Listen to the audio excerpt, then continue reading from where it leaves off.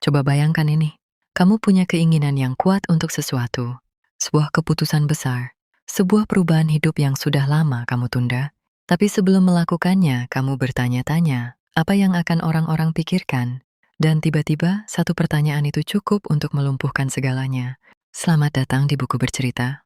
Hari ini kita akan masuk ke dalam sebuah percakapan filosofis yang sangat dalam, tapi disajikan dengan cara yang sangat manusiawi. Buku Berani Tidak Disukai ditulis oleh dua penulis Jepang, Ichiro Kishimi dan Fumitake Koga, yang menyajikan pemikiran filsuf Alfred Adler dalam bentuk dialog antara seorang pemuda dan seorang filsuf. Ini bukan buku motivasi biasa. Ini buku yang menantang cara kamu memandang dirimu sendiri, hubunganmu dengan orang lain, dan arti kebebasan yang sesungguhnya. Pertanyaan utamanya sangat sederhana. Apakah kamu berani untuk tidak disukai? Memisahkan tugasmu dan tugas orang lain. Adler, lewat buku ini, memperkenalkan konsep yang sangat revolusioner, pemisahan tugas. Artinya, ada hal-hal yang menjadi tugasmu, dan ada hal-hal yang menjadi tugas orang lain. Dan keduanya tidak boleh dicampur adukan. Kamu memilih karier yang kamu inginkan, itu tugasmu. Orang tuamu setuju atau tidak dengan pilihanmu, itu tugas mereka. Kamu berlaku baik pada teman, itu tugasmu. Teman itu menyukaimu atau tidak, itu tugas mereka. Kedengarannya sederhana, tapi dampaknya sangat besar. Banyak dari kita menghabiskan energi yang luar biasa untuk mencoba mengendalikan sesuatu yang bukan tugas kita, yaitu perasaan dan penilaian orang lain terhadap kita. Kita memodifikasi diri kita menyensor kata-kata kita mengorbankan keinginan kita. Semua demi membuat orang lain merasa nyaman dan menyukai kita. Adler berkata, itu bukan tanggung jawabmu. Tugasmu adalah menjadi dirimu sendiri, berlaku sesuai nilai-nilaimu, dan membiarkan orang lain merespons dengan caranya masing-masing. Ketika kamu mulai memisahkan tugas ini, beban yang kamu pikul selama ini akan terasa jauh lebih ringan. Ada kalimat yang sangat menghentak dalam buku ini, kalimat yang mungkin akan terasa menyakitkan bagi sebagian dari kita. Adler berkata, kebutuhan akan pengakuan dari orang lain adalah penjara yang kita bangun sendiri. Coba ingat kembali, berapa banyak keputusan dalam hidupmu yang diambil bukan karena kamu benar-benar menginginkannya, tapi karena kamu ingin diakui, dipuji, atau setidaknya tidak dikritik. Pilihan studi, pilihan pekerjaan, penampilan, gaya hidup, bahkan cara kamu berbicara. Kita hidup dalam teater yang tidak pernah kita minta, tapi terus kita mainkan setiap hari.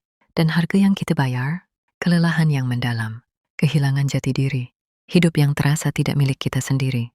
Adler tidak mengajarkan untuk menjadi egois atau tidak peduli pada orang lain. Ia mengajarkan sesuatu yang berbeda, bahwa kamu bisa peduli pada orang lain, bisa mencintai orang lain, bisa berkontribusi pada komunitas, tanpa menjadikan persetujuan mereka sebagai syarat kebahagiaanmu.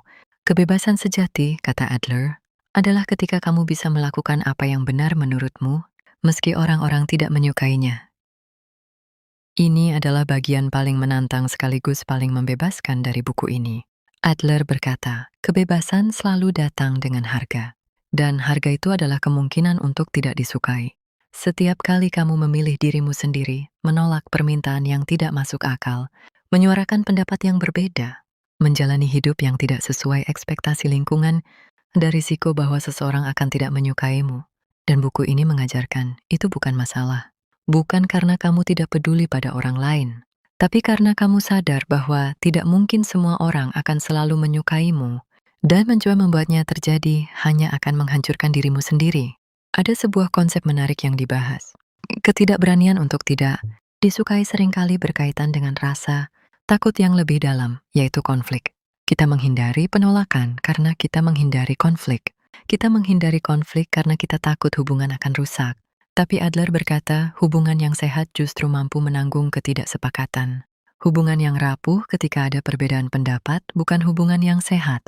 Dan di tengah proses belajar ini, wajar jika ada momen-momen kecemasan, momen ketika kamu mulai melangkah keluar dari pola lama, dan belum tahu apa yang ada di ujungnya.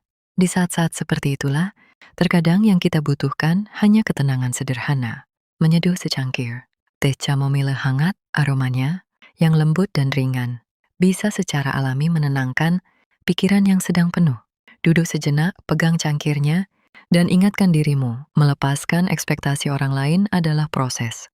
Dan kamu sedang berproses. Link rekomendasi ada di deskripsi. Kebebasan sejati, kata Adler, bukan ketiadaan masalah. Kebebasan sejati adalah ketika kamu tahu bahwa hidupmu adalah milikmu dan kamu berani menjalaninya. Tidak semua orang akan tepuk tangan. Dan itu benar-benar tidak apa-apa. 3 pelajaran hari ini. 1. Pisahkan tugasmu dari tugas orang lain. Kamu tidak bertanggung jawab atas perasaan orang terhadapmu. 2. Mencari validasi adalah penjara yang kamu bangun sendiri. Kamu bisa keluar kapan saja.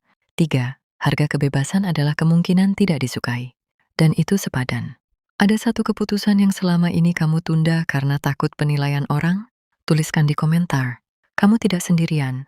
Subscribe ke Buku Bercerita dan bagikan video ini ke siapapun yang sedang berjuang melepaskan ekspektasi orang lain.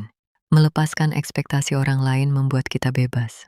Dan untuk melengkapinya, kita perlu seni tingkat lanjut yang dibahas di video berikutnya. Seni bersikap bodo amat. Sampai jumpa.